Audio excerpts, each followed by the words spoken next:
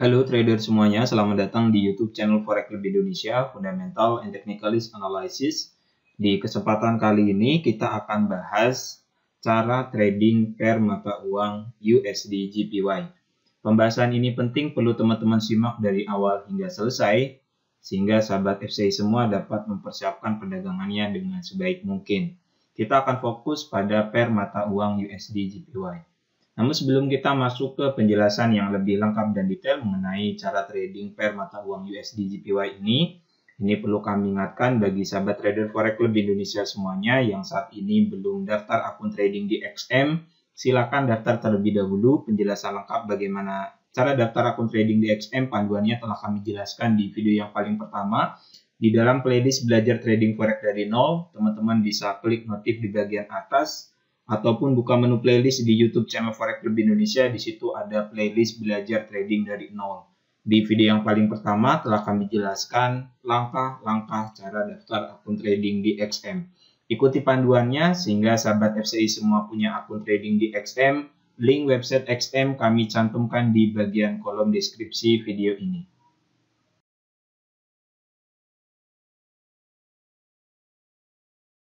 Oke, mari kita mulai saja bahas mengenai cara trading pair mata uang USD JPY. Ada dua negara yang berarti kita perlu analisis. Yang pertama United States ataupun Amerika Serikat, yang kedua Jepang.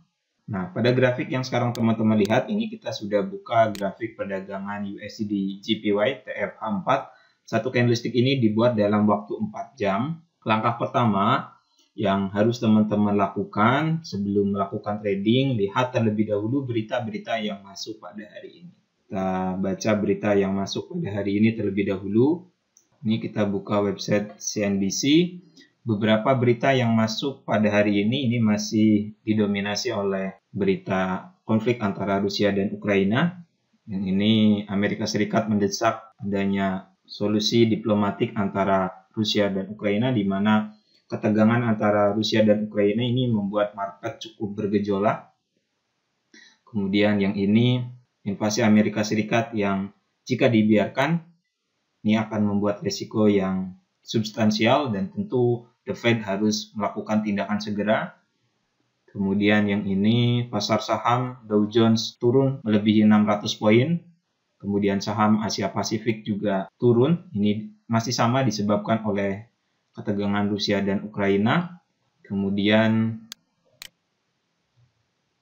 yang ini yang tadi Amerika Serikat mendesak adanya diplomasi antara Rusia dan Ukraina untuk segera menyelesaikan konflik yang sedang terjadi. Kemudian untuk yang ini dari Rusia sendiri, di mana Putin menduga bahwa Barat telah mengirim senjata ke Ukraina. Ini saling tuduh-menuduh satu sama lain, di mana Amerika Serikat menginginkan Rusia dan Ukraina untuk segera menyelesaikan konflik yang sedang terjadi, dan di sini Putin malah menduga Barat telah mengirim senjata ke Ukraina. Semakin memanas antara Rusia dan Ukraina. Kemudian ini yang perlu kita baca penting hari ini, perdebatan antara kenaikan suku bunga The Fed dan juga konflik geopolitik.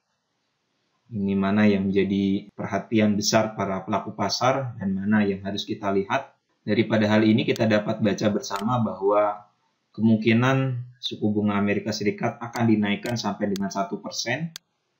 Dan kemudian ini yang cukup penting, di mana The Fed tidak dapat kembali lagi dengan menggunakan alasan konflik geopolitik untuk tidak menaikkan suku bunga. So, dari beberapa berita yang masuk pada hari ini, baik itu antara konflik antara Rusia dan Ukraina, kemudian pembicaraan tentang invasi dan juga kenaikan suku bunga The Fed, ini tentu dua-duanya menjadi perhatian besar para investor dan juga para pelaku pasar. Yang pasti ini yang perlu teman-teman garis bawahi, bahwa The Fed sudah tidak dapat mundur dan tidak dapat menggunakan alasan konflik geopolitik untuk tidak menaikkan suku bunga. Jika suku bunga Amerika Serikat dinaikkan, maka tentu ke depan mata uang US dollar akan menguat. Apa sih hubungan antara suku bunga dengan inflasi? Ini yang perlu teman-teman pahami. Kalau inflasi semakin naik, harga barang dan jasanya semakin naik, maka akan menyebabkan daya beli masyarakat menjadi menurun. Ini yang perlu diwaspadai oleh The Fed, di mana tadi kalau The Fed tidak segera mengambil tindakan, maka yang akan terjadi inflasinya akan melebar ke semua sektor di luar daripada sektor-sektor yang terkena dampak COVID-19. Oleh karenanya The Fed harus menjaga stabilitas harga. Stabilitas harga The Fed targetnya 2% dan saat ini kondisinya sudah pada level yang cukup tinggi 7,5%.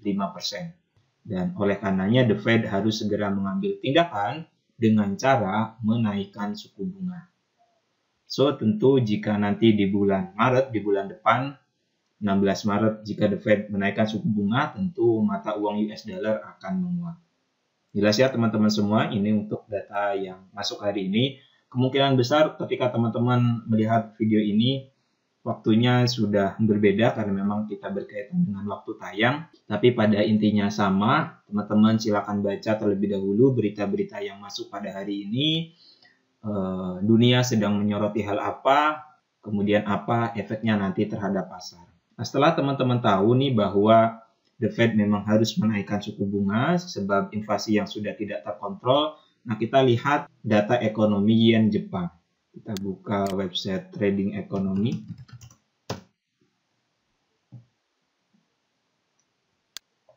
Kita buka yang ini. Kita buka di bagian indikator, kita pilih negara. Kita buka Jepang. Kita lihat kondisi daripada data-data ekonomi di Jepang. Inflasinya sekarang lebih kecil daripada yang sebelumnya. Sebelumnya 0,8%, sekarang lebih rendah lagi 0,5%, di mana target inflasi Jepang itu 2%. Masih jauh dari target inflasinya. Teman-teman perlu baca rilis kebijakan moneter daripada bank sentral daripada masing-masing negara untuk mengetahui berapa target inflasinya. Tentunya berbeda target inflasi di negara maju dan di negara berkembang. Kemudian untuk tingkat suku bunga sendiri, yang ini masih dipertahankan pada level yang negatif 0,1%. Sedangkan The Fed tadi kita sudah baca memang harus menaikkan suku bunga. Sektor jasanya sendiri ini di bawah indeks 50%. Kemudian data detail sales-nya ini tergelincir cukup jauh, negatif 1%. Daripada data-data ekonomi ini kita dapat mengambil sebuah kesimpulan bahwa untuk kedepannya Bank of Jepang masih tetap harus melakukan quantitative easing dan juga tetap mempertahankan tingkat suku bunganya pada level 0,1% agar target inflasinya tercapai ke level 2%. Daripada semua ini kita dapat mengambil sebuah kesimpulan bahwa The Fed harus mulai merubah kebijakan ekonominya ke pengetatan ekonomi. Kemudian untuk Jepang sendiri kan memang target inflasinya masih jauh, berarti harus tetap mempertahankan kebijakan ekonomi yang longgar. So, ke depan berarti kita dapat analisis bahwa per mata uang USD JPY akan dalam tren yang naik ataupun uptrend. Setelah teman-teman lakukan analisis dan melihat data-data ekonomi yang masuk dan juga berita-berita yang masuk, teman-teman silakan buka grafiknya per mata uang USD JPY. Kita sudah tahu arah besarnya mau naik. Ini kita buka tab H4. Lakukan analisis teknikal. Kita kan sudah tahu tadi bahwa kita catat dulu agar teman-teman tidak bingung. USD JPY trennya akan naik secara fundamental.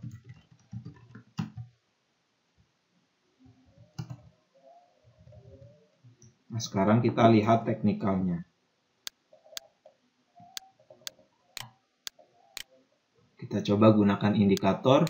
Klik insert, indikator, kita pilih yang tipe trend, kita pilih Bollinger Band,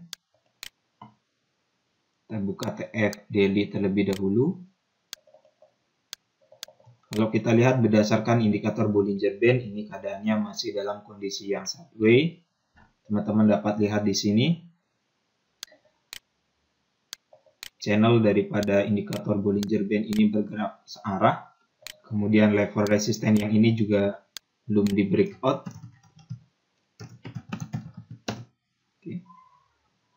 harga ke level resisten yang ini, kemudian sekarang turun.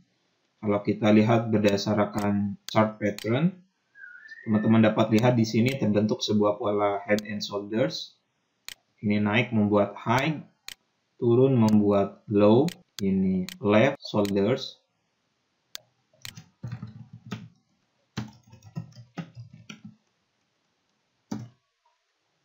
Kemudian naik ke sini membuat head.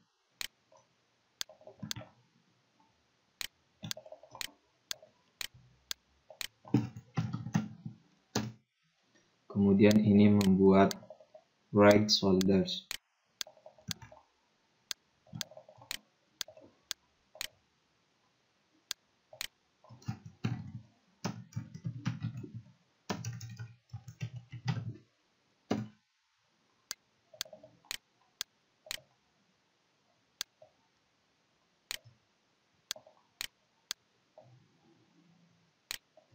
Kalau kita tarik neckline dari sini, di sini harga sudah melakukan breakout. Kita buka TF yang lebih rendah agar lebih jelas. Oke.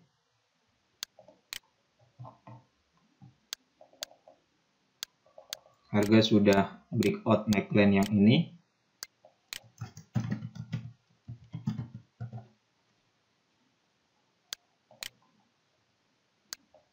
Kita ketahui bersama bahwa untuk pola head and shoulders ini merupakan sebuah pola bearish reversal. Jadi terbentuknya pola seperti ini menunjukkan akan terjadinya penurunan harga ataupun downtrend. Sedangkan secara fundamental tadi kita sudah analisis bahwa trennya akan naik. Nah, bagaimana kondisinya jika teman-teman mendapati pola yang seperti ini? Fundamentalnya berkata naik, teknikalnya berkata turun. Artinya tidak ada keserasian antara dua hal ini. Nah, daripada teknikal sendiri kita dapat lihat di sini kemungkinan harga akan naik terlebih dahulu, memang akan naik, akan pullback terlebih dahulu ke trendline yang ini, kemudian baru akan mengalami penurunan.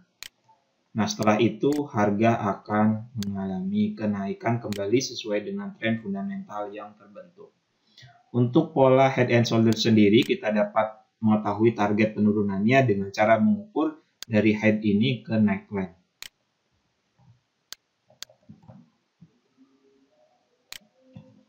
Oke, seperti itu.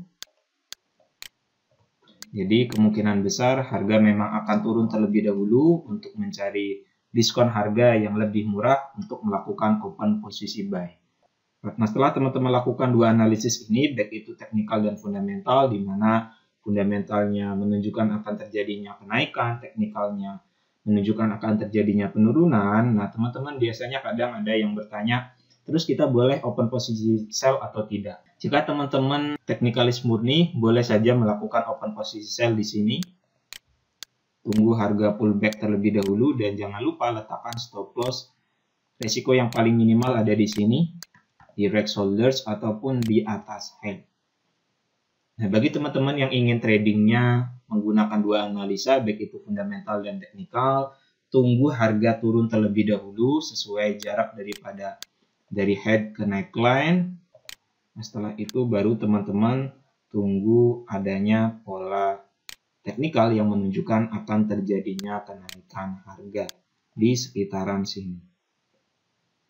Oke, jelas ya sahabat trader forex lebih Indonesia semuanya bagaimana cara trading pair mata uang USD JPY ini dan bagaimana cara analisanya. Sebagai kesimpulan akhir, pertama teman-teman harus baca terlebih dahulu berita-berita yang masuk pada hari ini dan analisis apa topik yang menjadi perhatian banyak pelaku pasar dan juga investor, dan cari tahu juga hubungannya dengan mata uang yang nanti akan teman-teman tradingkan. Oke, pilih mata uang yang akan menguat dan juga pilih mata uang yang akan melemah, sehingga teman-teman tahu panduannya ke depan akan naik ataupun akan turun. Semoga pembahasan mengenai cara trading pair mata uang USD JPY ini bermanfaat.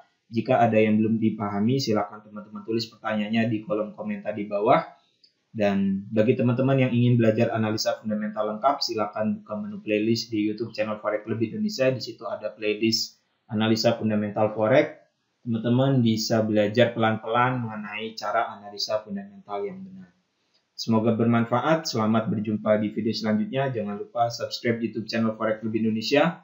Terima kasih. Assalamualaikum warahmatullahi wabarakatuh.